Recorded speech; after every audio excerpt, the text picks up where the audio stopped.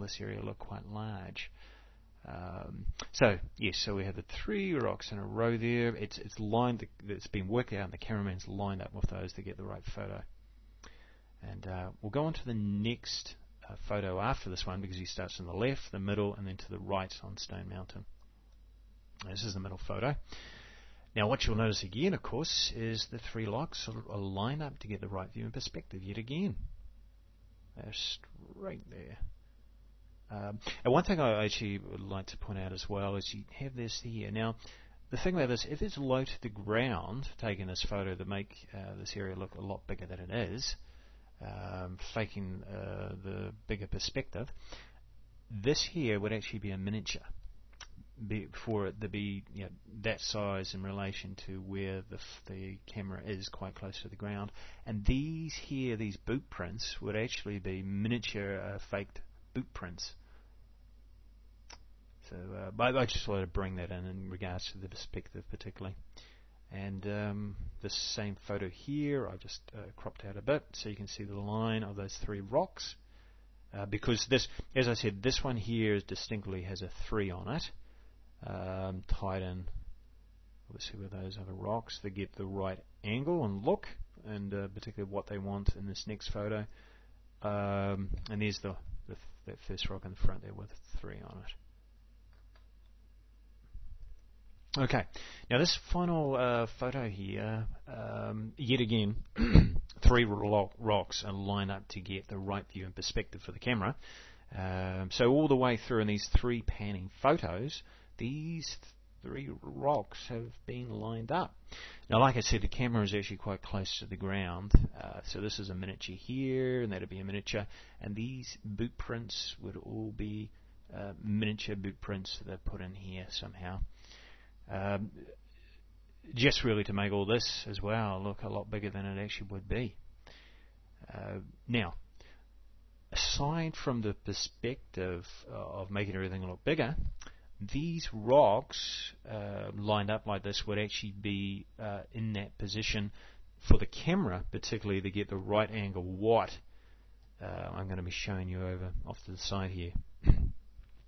Now, this area here, the camera's focusing on, if we bring that up, what we have here is, as you can see, that there's a Poly 16 totem rock that I brought out or pointed out to earlier on, but we're not necessarily going to concentrate on that.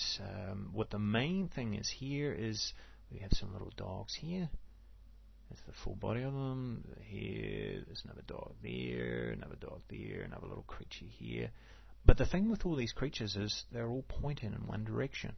It's going there, it's going there, it's going there, it's going there. They're all pointing. Where are they all looking towards? They're all focused on this peculiar shape. And you're wondering, what is that? That's a very good question. Let's have a look. Okay. So there we go with the dogs all focusing in. We have our little creature rocks on this. Okay, so what we have here, very unusual looking rock.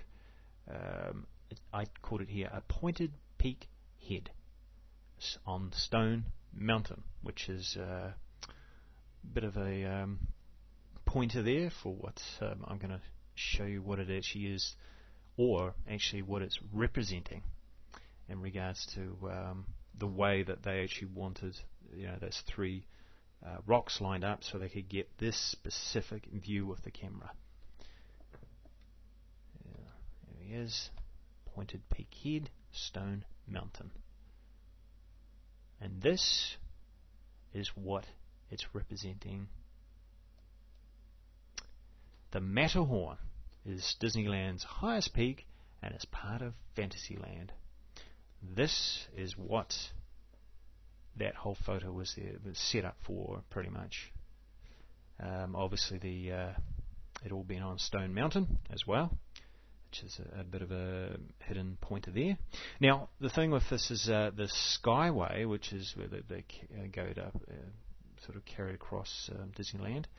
The Skyway ride From 1956 to 1994, it gave guests an overview of the Disneyland Park between two stations. One was in Fantasyland and the other was in Tomorrowland. So in 1959, the Matterhorn, this here, was added in the path of the Skyway with two holes for the gondolas to pass through. And in 1994, the Skyway closed due to the upkeep and sort of the old age, not being safe enough. It was closed, and the holes in the Matterhorn were filled in. And the Matterhorn is Disneyland's highest peak and is part of Fantasyland. Interesting enough. So I'll just show you another picture. There we go. This one here is Disneyland 1960s. The Matterhorn is Disneyland's highest peak and is part of Fantasyland. Now, like I was saying before, where the actual angle was and the three rocks lined up, particularly wanting to get this view of the representation of Disneyland's highest peak, the Matterhorn, is this. There we go. Disneyland aerial view, 1996, photo taken. The Matterhorn in the middle is Disneyland's highest peak, right in the center of Disneyland. As you can see, that's the representation of the Matterhorn. Now, as I was saying there, what is at the base of here is a lot of dogs all staring up at the Matterhorn.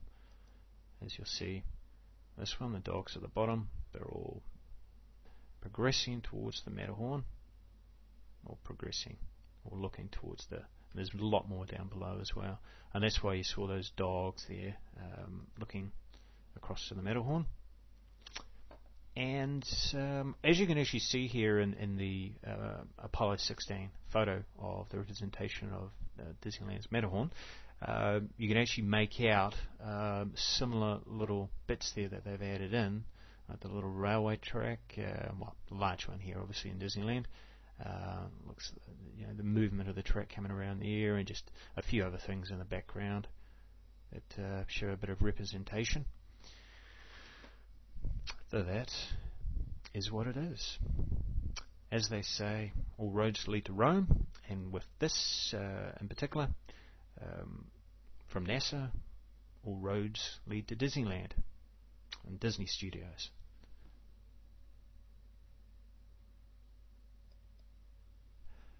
Well, I hope you enjoy this tour of